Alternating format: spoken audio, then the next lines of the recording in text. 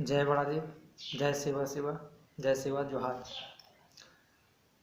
इस ग्रुप में जुड़े हमारे सभी बुजुर्गों और इस ग्रुप में जुड़े हमारे सभी नौजवान साथी और इस ग्रुप में जुड़े हमारे सभी समाज के सगाजनों,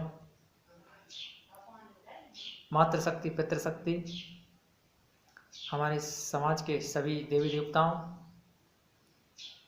को सादर नमन, प्रणाम। जय बड़ादेव, जय शिवा शिवा, जय शिवा जोहार। आज 15 नवंबर, आज हमारे भगवान बिरसा मुंडा जी की जयंती पर आज आप सभी को मैं हार्दिक बधाई और शुभकामनाएं देता हूं।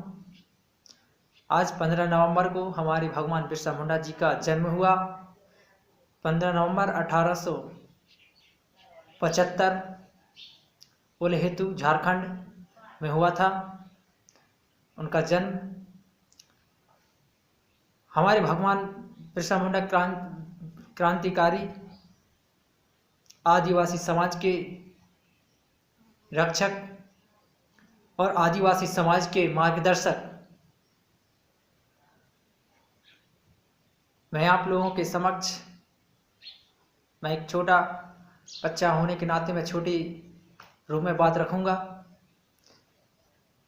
और जिस प्रकार से हमारे समाज में भूतकाल में जो घटनाएं घटी और हमारे समाज के हमारे वीर पुरुषों ने अपने समाज को रक्षा संरक्षण करते करते बलिदान दिया। जिस प्रकार आज हमें अपने समाज के बारे में, अपने वीर पुरुषों के बारे में समाज को जागृत करने की ज़रूरत है, जिससे हमारा समाज अपने भूतकाल के इतिहास को समझ सके और जान सके। जिस प्रकार हम किसी का भी जन्म होता है हम अच्छी तरह से मनाते हैं। किसी भी अदर लोगों की जयंती या किसी का भी अदर समाज में किसी की भी जयंती आती है हम पूर्ण रूप से उसमें हिस्सा लेते हैं। पर हम अपने समाज के वीर पुरुषों के बारे में हमें अपनी जानकारी न रख पाने के कारण हम अपने वीर पुरुषों के बारे में उनकी जयंती हमें नहीं मनाते। जिस प्रकार से हमें अपने समाज में एक बड़ी मुसीबतों का आने वाले समय में सामना करना पड़ रहा है, जिससे हमारे समाज को, इतिहास को, हमारे वीर पुरुषों के इतिहास को दबाने की कोशिश की जा रही है।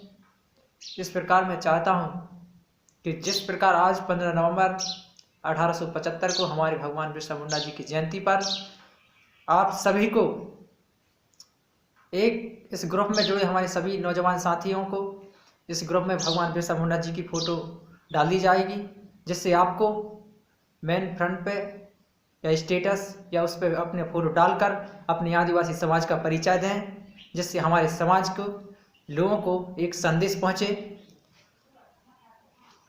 जिस प्रकार हमारे समाज में हमारे